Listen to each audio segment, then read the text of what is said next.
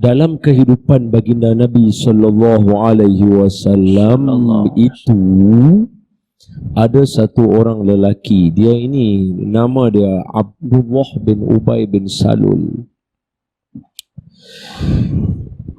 Saya ambil cerita ni sebab nanti senanglah saya nak bagi contoh yang lain.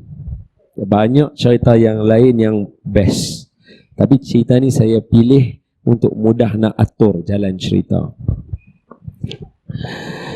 Abdullah bin Ubay bin Salul, dia adalah ketua kepada segala munafik yang ada di bumi Madinah. Kita ambil cerita Ustaz Nusri tadi. Nabi lahir dekat bumi Mekah, Nabi berhijrah dekat bumi Madinah. Mekah tempat kena tekanan, jadi orangnya imannya power, tulen. Berhijrah dengan Nabi sampai Madinah. Madinah tempat yang aman. Bila Nabi sampai, tiba-tiba Nabi dilantik dan take over pemerintahan yang ada dekat situ. Jadi di situ ada orang yang dalam hati dia tak syok dengan Nabi, sebab patutnya dia yang jadi pemimpin.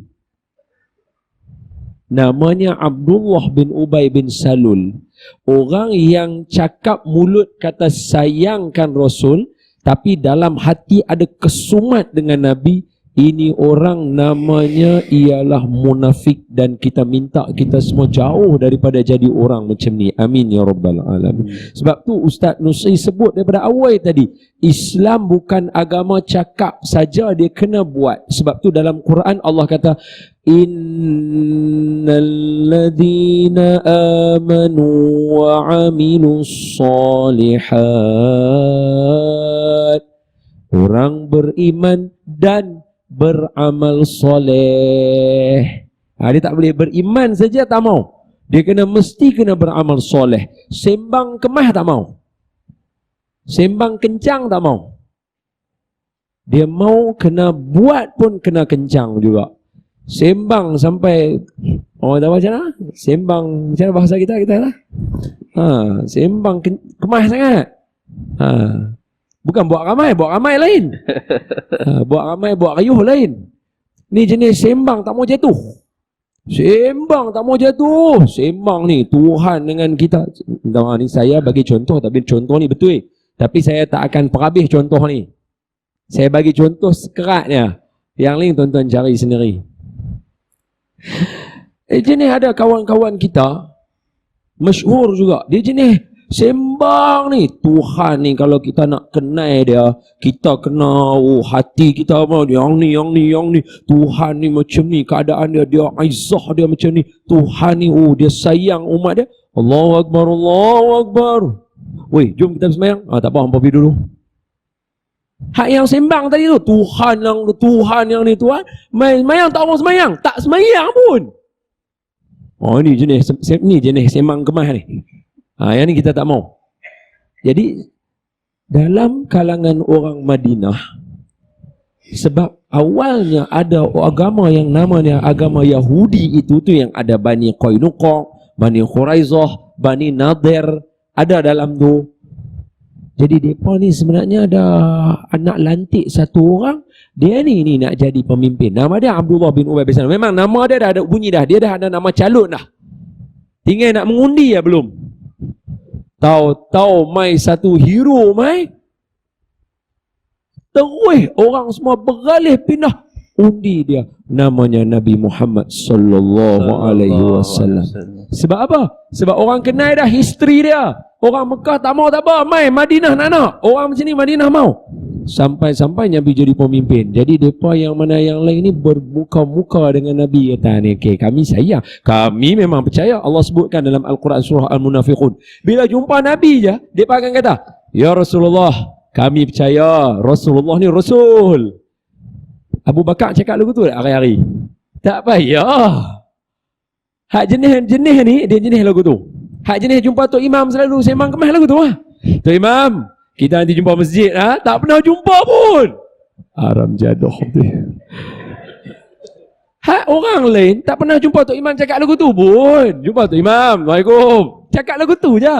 Tak payah tambah-tambah, tak payah. Hak dia ni jenis style lagu tu. Dia jumpa Tok Imam ke, dia jumpa Ustaz dah. Ustaz, Kuliah kan? Nanti insyaAllah kita jumpa Ustaz. Kuliah. Tak jumpa pun. Dia ni. Dia jumpa Rasulullah. Ya Rasulullah, kami percaya Rasulullah ni Rasul. Kami beriman. Tiap-tiap hari jumpa duk cakap lagu tu. Tak payah. Iman dia duk tang sini. Allah apa? Abdullah bin Ubay bin Salul dengan kawan-kawannya jenis perangai macam ni. Bila mereka jumpa sesama mereka akan sembang. Ada yang diriwayatkan di dalam hadis, di dalam asar, antara benda yang kotor yang biasa dia kata bila dia duduk dengan geng dia. Apa dia kata? Ni, ayak kencing kalde aku lebih mulia daripada Muhammad, tahukah? Ini Abdullah bin Ubay bin Salul. Dia bila semayang dalam masjid Nabi, antara orang yang semayang belakang Nabi. Tak, bukan kata Kak Tok Siap kita, bukan. Dia yang paling belakang ni. Bukan. Tapi nak abang kata, ada satu dia ni, Abdullah bin Ubay bin Salul, dia akan duduk. Kalau siapa pergi masjid Nabi, mesti boleh tengok punya gambaran suasana rumah Nabi dengan masjid dekat lagu mana. Dia akan duduk tang pintu. Dia yang akan mark bila Nabi nak keluar. Bila Nabi nak keluar daripada rumah nak main semayang, dia akan beritahu ke semua, "Hei, Nabi dah keluar lah, semua masuk dalam saf." Dia yang akan beritahu. Abdullah bin Ubay bin Salul. Tapi hati dia, Allahu Akbar, yang gali lubang bagi Nabi jatuh masa perang Uhud, dia ni orang dah. Dan kalau nak tambah lagi, tuan-tuan semua tahu kan, ada satu peperangan yang Nabi bawa tentera ada 1000 orang. Kami pergi tempat tu baru-baru ni. Kami pergi semayang dekat kawasan tu. Nama tempat itu kalau tuan-tuan tekan dalam Google pun masih ada. Nama dia Masjid Dir'. Dara'in. Dir'. Masjid baju besi dia panggil. Nabi buka baju besi Nabi tahun situ. Nabi nak susun strategi macam mana. Tahu-tahu tengok ada 300 orang muka Nabi tak bisa jumpa. Sedangkan Nabi suruh tim kita kena ada 1000 orang nak lawan dengan berapa puluh ribu lagi nak main ni. Yang ada yang ni 1000 orang. Cantik dah nak susun strategi. Tahu-tahu Nabi tengok ni Abdullah bin Ubay bin Salul. Dia bawa main 300 geng dia ada dalam tu. Nabi tak pernah kenal pun rupa ni daripada kalangan orang Islam.